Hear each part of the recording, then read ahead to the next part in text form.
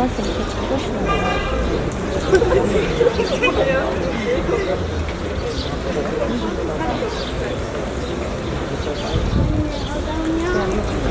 Bırakalım. Küpeleri geri yollanacaksınız. Çıkaralım onları.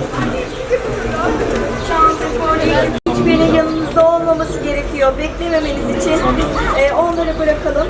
Öyle geçelim.